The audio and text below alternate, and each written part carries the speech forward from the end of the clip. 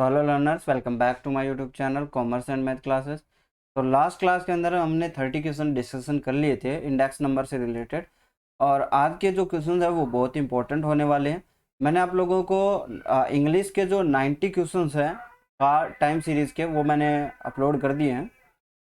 तो आप उनको डाउनलोड कर सकते हैं टारगेट ग्रुप से। और टारगेट ग्रुप ज्वाइन करने की नीचे लिंक है, वहाँ से आपको मल्टीपल सब्जेक्ट के आपको एमसीक्यूज मिल जाएंगे और स्टैटिस्टिक्स के तो मिलेंगे ही मिलेंगे।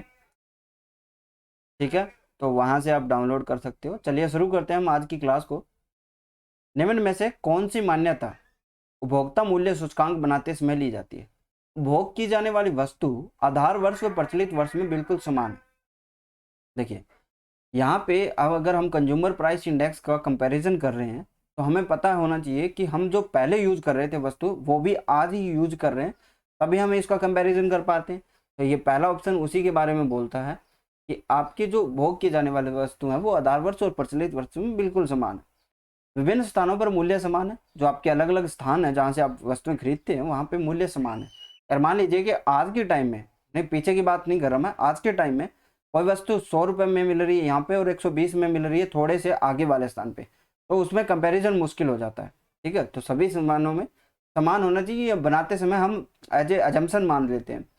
उपभोग की जाने वाली वस्तुओं की मात्रा आधार वर्ष व प्रचलित वर्ष के बिल्कुल समान होनी चाहिए। कि भाई हम कंपैरिजन कर रहे हैं तो हमें पता होना चाहिए कि 1 साल पहले हम 1 किलो यूज कर रहे थे, आज भी 1 किलो यूज कर रहे हैं। ऐसा नहीं हो कि कल हम 1 किलो यूज कर रहे थे, हम आधे किलो आज यूज कर रहे हैं, तो थोड़ा सा कंपैरिजन मुश्किल होता है। तो उपरोक्त सभी आपका हो जाएगा। नेक्स्ट क्वेश्चन, मुद्रा की क्रय शक्ति को निम्नलिखित में किसके द्वारा व्यक्त किया जा सकता है? तो मुद्रा की अगर आपको क्रय शक्ति यानी परचेजिंग पावर ऑफ मनी डालना है तो आपको 1/मटे कीमत सूचकांक यानी प्राइस इंडेक्स आपका डिवाइड करना पड़ेगा। सूचकांक के लिए फिशर का सूत्र लास्पे पासे सूत्रों का क्या होता है? गुणोत्तर माध्य होता है।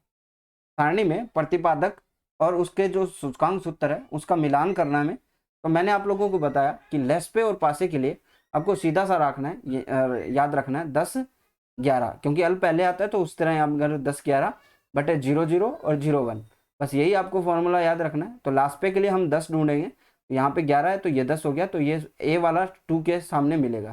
तो ए वाला 2 के सामने है तो ये 2 ऑप्शन अपने आप में कट जाएंगे और ये 2 ऑप्शन बचेंगे।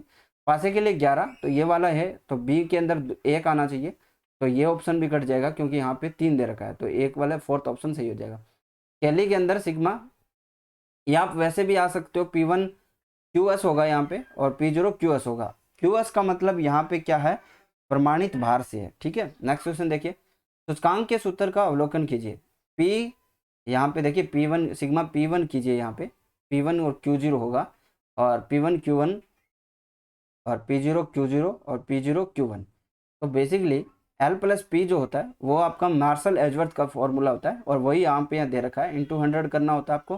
देखिए लेस्पे का ऊपर वाला देखिए 10 + 11 और नीचे वो 00 था और 01, ये आप जोड़ रहे हो तो आपका क्या बन रहा है? मार्शल एजवर्थ का बन रहा है। जब आप इसको 1/2 और इसको बाहर निकाल लेते हैं हम 1 को, और L प्लस P कर देते हैं, तो ये आपका क्या हो जाता है? डॉर्बिश और बाउले का सूत्र बन जाता है। ठीक है, इसका भी आप लोग ध्यान रखोगे। अगर इस फॉर्मूले को हम थोड़ा सा और चेंज करना चाहें तो देखिए ये फॉर्मूला थोड़ा सा डिफरेंट भी दिखेगा। अगर हम इसको सिग्मा P1 इसका बाहर निकाल लेते हैं तो P1 दोनों में कॉमन है, तो यहाँ आप देखोगे Q0 + Q1 बचेगा, और नीचे में यही सिंपल फॉर्मूला यूज करें, P0 हम बाहर निकाल लेते हैं तो Q0 + Q1 बचेगा। ये फॉर्मूला देकर भी आपको थोड़ा सा अलग फील करवा सकता है, तो इसमें आपको घबराना नहीं है। सूचकांकों की चक्रीय परीक्षा तभी पूरी होती है जब सूचकांक में क्या हो? या तो भार बिल्कुल ना हो, अगर भार है तो सब में समान हो, तो ये आपकी प्रक्रिया पूरी हो सकती है। फोर्थ ऑप्शन आप सही करोगे। बिल्कुल प्रयोग ना हो या तो, और या हो तो फिर स्थिर भार का प्रयोग हो, मतलब सभी के लिए समान स्थिर होना चाहिए। यदि मूल्य स्तर किसी आधार वर्ष की तुलना में चालू वर्ष में 25% बढ़ाता है तो रुपए की क्रय शक्ति कितनी रह जाती है? ये इसका सिंपल सा मीन मैं आपको समझाता हूँ। मान लीजिए कि मैं 100 रुपये में 2010 के अंदर 100 रुपये में कोई वस्तु खरीद पा रहा था, जबकि अब वो मैं वही सेम वस्तु खरीदता हूँ तो मेरे पास 125 रुपये लगते हैं, जिससे इसने बताया कि 125% बढ़ाता है।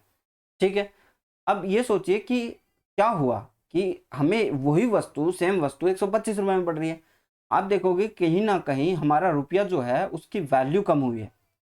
ठीक है, जैसे हम 100 रुपये में पहले, अब जैसे कुछ लोग पहले बोलते थे ना कि हमारे हमारे टाइम में तो इतने रुपए में इतना आ जाता था, तो उस टाइम रुपये की वैल्यू ज़्यादा मजबूत थी। आज आप देख रहे हो कि रुपये की वैल्यू डाउन हो गई है। आप ये समझो कि 125 रुपये की चीज़, 100 रुपये वाली चीज़ का 125 चुका रहे हैं, तो यानी वो रुपया कितने के बराबर पड़ा है, वो 1 रुपया कितने पैसे के बराबर हो गया है। तो आपको सीधा है कि हमारा जो 100 रुपये था अभी वो 125 में पड़ रहा है। अब 25 से काटेंगे, 25 पाँच 100 और 25 चौके 100, 25 पाँच 125, 25 चौके 100, 4/5 यानी 0.80 आ गया। यानी अब जो 1 रुपया है ना, वो किसके, अब जो पहले का 1 रुपया था वो अभी हमारे अभी जो रुपया है वो 80 पैसे के बराबर है। तब हम इक्वल कर रहे हैं 2010 के, तो इसका मतलब 80 से मल्टीप्लाई करेंगे तो 100 आएगा। इसका मतलब क्या है, इसका मतलब ये है कि अब वाला जो रुपया है ना वो 80 पैसे के बराबर है उस टाइम के रुपये के।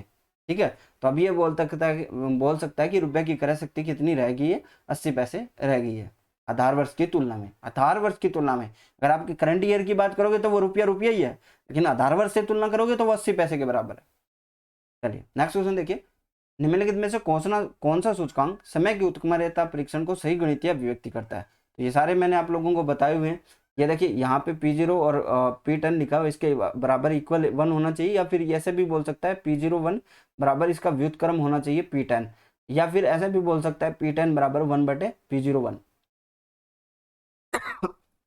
सॉरी, तबीयत थोड़ी सी सही नहीं है इसलिए मैं कम ही वीडियो बना रहा हूँ। ये तो हो गया हमारा समय उत्क्रमणीयता। मैंने आप लोगों को टाइम रिवर्सल के लिए भी बताया था, समय उत्क्रमणीयता ये हो गया। फैक्टर रिवर्सल का भी बताया था।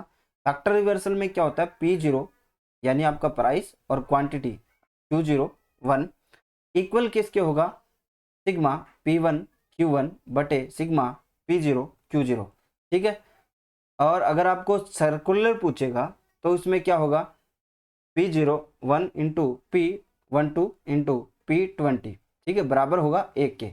यह भी आपको ध्यान रखना, सर्कुलर टेस्ट जब से 3 से अधिक वर्षों के लिए ज्ञात किया जाता है। यह भी आप लोगों को एक एडिशनल फैक्ट के रूप में याद रखना है।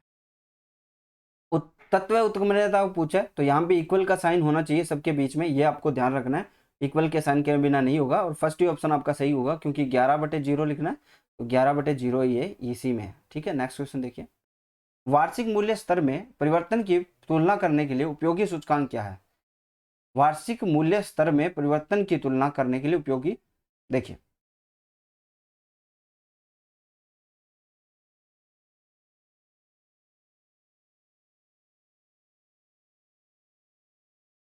देखिए इसमें क्या होगा, ये वैसे तो आउट ऑफ सिलेबस सा हो जाता है आपके लिए। इसका EBI होता है, इकोनॉमिक ब्रीडिंग इंडेक्स। ये बेसिकली जो आयरलैंड वगैरह या जो विदेशी जगहों पे यूज की जाती है, अपने जो फार्मर्स हैं उनका जो है इकोनॉमिक प्रॉफिट बढ़ाने के लिए। जैसे किस पशु को हम खेती के साथ रखें ताकि उसका ज़्यादा मैक्सिमम प्रॉफिट हो, तो EBI आपका आंसर होगा इसके अंदर। लेस पर मूल्य सूचकांक में प्रयुक्त भार को इंगित किया जाता है।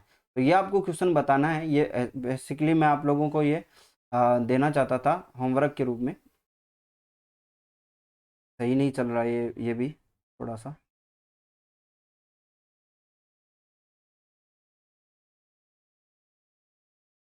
तो इसमें आपको क्या बताना है, ओहो देखिए इसमें आपको क्या बताना है, इसमें यह बताना है कि लेस्प्रे में मूल्य सूचकांक को प्रयुक्त भार का इंगित किस में किया जाता है। तो एक तो ये क्वेश्चन आपको कमेंट में बताना है 41 को किस से इंगित किया जाता है।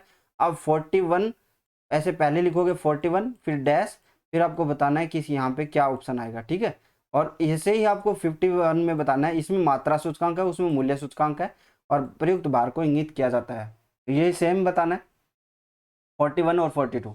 नेक्स्ट क्वेश्चन देखिए, लेस्पे एवं पासे के सूचकांक का गुणोत्तर माध्य क्या होता है, फिशर का आदर्श सूचकांक होता है। ठीक है, भारित समूह सूचकांक सूत्र में आधार वर्ष की मात्रा को भार दिया जाता है जो कहलाता है क्या, लेस्पे मूल्य प्रतिशत कहलाता है।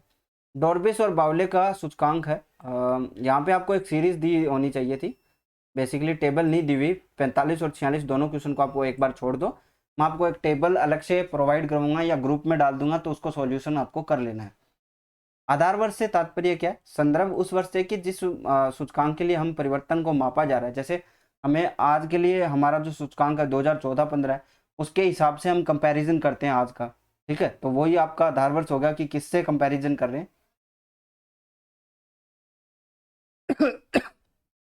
उपभोक्ता मूल्य सूचकांक एक उदाहरण है।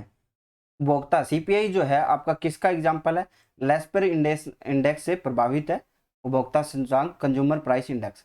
निम्न में से कौन सा सूचकांक समय उत्क्रमण और कारक उत्क्रमण परीक्षण दोनों को संतुष्ट करता है? तो ये फीसर का सूचकांक है। केली का किस किस को करता है? केली का जो सूचकांक है वो किन किन को करता है?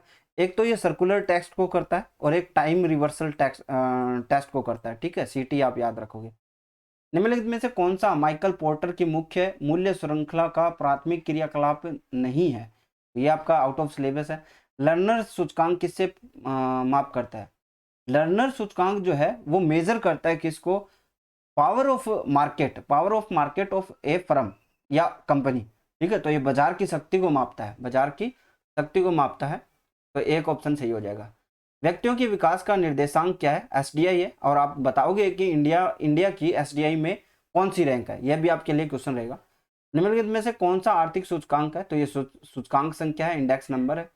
लेस्पेर का सूचकांक 121 है और पासे का 144 है। तो फीसर का सूचकांक क्या होगा?